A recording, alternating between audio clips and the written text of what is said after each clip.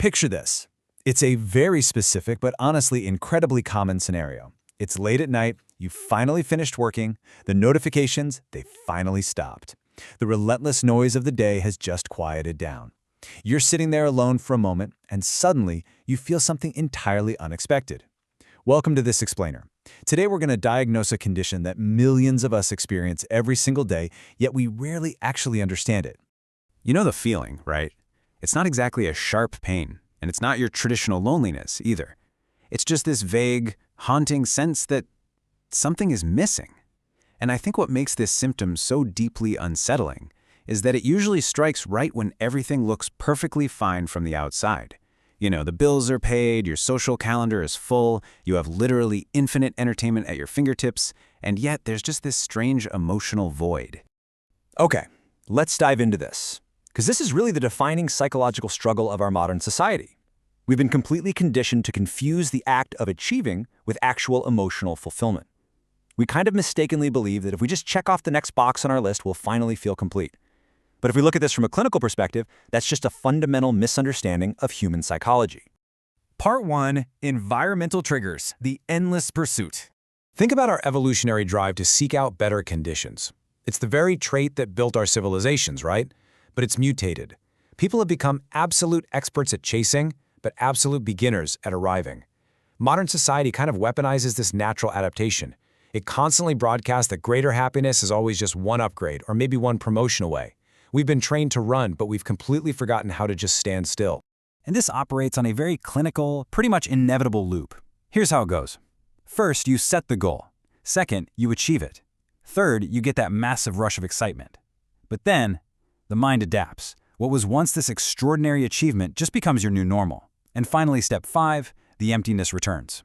That emotional high fades into the background, and your destination simply becomes, well, just another starting line. And this brilliantly illustrates a major trap.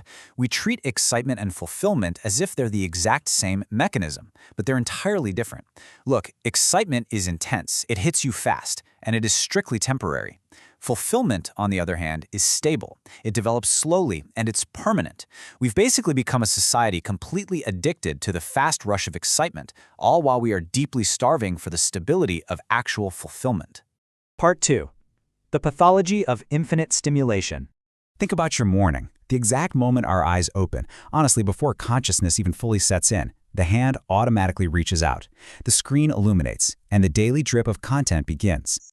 Then we commute, we eat, we work, and almost every single second of so-called dead time is immediately eradicated. You've got podcasts playing, music on, you're scrolling through feeds. The brain is just forever engaged, constantly consuming, and literally never resting. Even a 30-second wait for a coffee, a red light, an elevator ride. The exact second boredom threatens to appear, we instantly suppress it.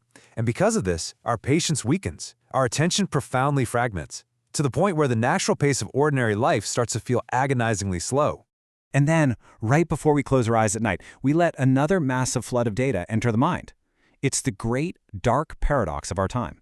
We are, without a doubt, the most stimulated generation in the history of humanity, yet we have never felt more emotionally starved.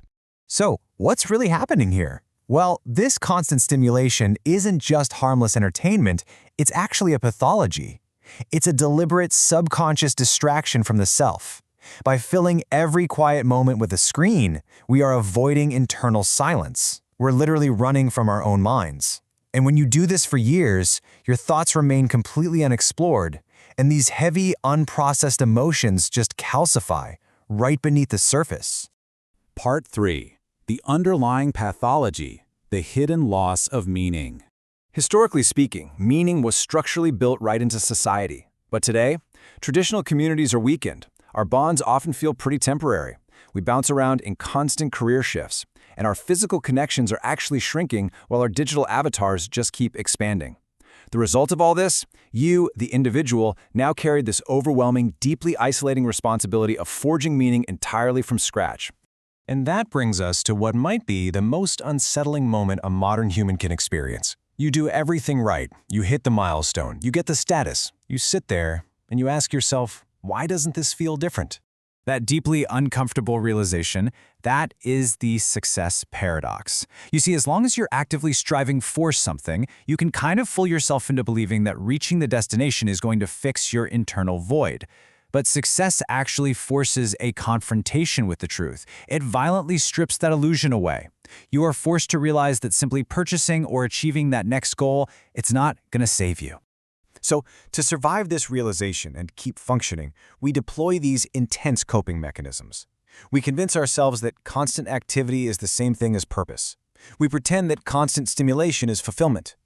We literally trick ourselves into thinking that constant achievement equals meaning.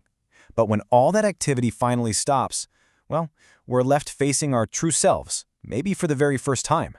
Part 4. Prognosis. The Quiet Crisis.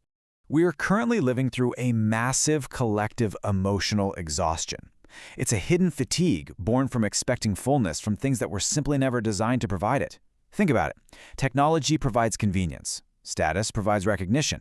But mechanically speaking, they are fundamentally incapable of providing meaning. We're essentially out there searching for water in an empty desert. If we strip away all of that digital noise, the ultimate psychological reality becomes incredibly clear.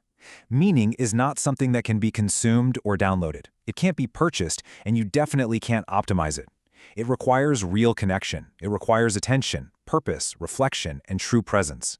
It emerges slowly, quietly, through the exact kind of stillness our world has conditioned us to run away from. As we wrap up this explainer, we're left staring at a pretty stark contradiction. We've managed to absolutely master the external conditions of existence, yet we are profoundly lost on the inside. So I want to leave you with this to sit with in the quiet. Instead of asking what goal you should be chasing next, ask yourself, what makes existence feel meaningful in the first place?